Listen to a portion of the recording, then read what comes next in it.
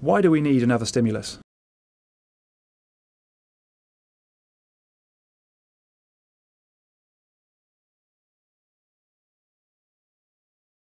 So earlier this year, there was a stimulus package passed, which was in the form of tax rebate checks. So people got money through the post and were able to spend it on whatever they wanted to, and that worked pretty effectively.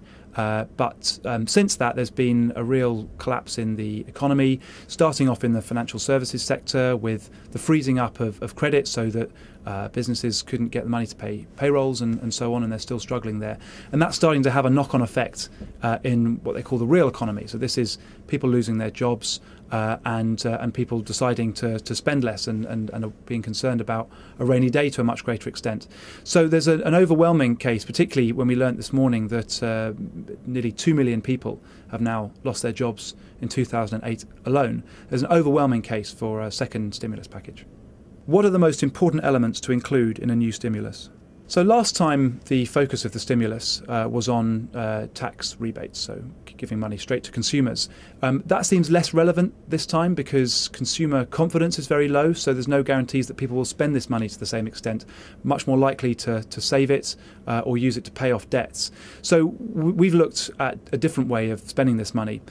Most important is giving money to those people most in need. So this is the extremely poor and those who've become unemployed and helping them out.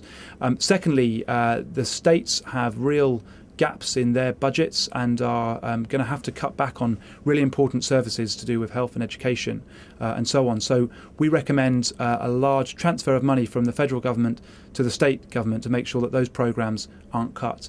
And finally, there's a huge infrastructure need in the US, particularly relating to how to improve the energy efficiency of many different buildings and also to create green jobs to look towards some new clean technologies. So a lot of money needs to be put into those programs as well. How long will it be before we start seeing results? So all of the proposals in our $350 billion plan will have an impact in the first year.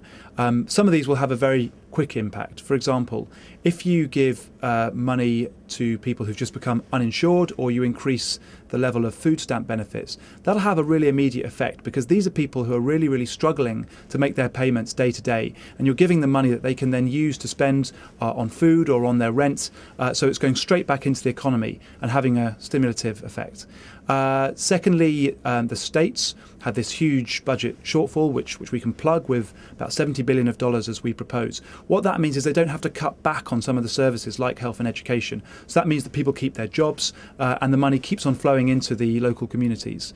With infrastructure as well, we've targeted ready-to-go projects. These are projects where the planning's been done, the workers are ready to go, they just don't have the budget for it. So by plugging that gap, you can really get the projects to come on tap immediately.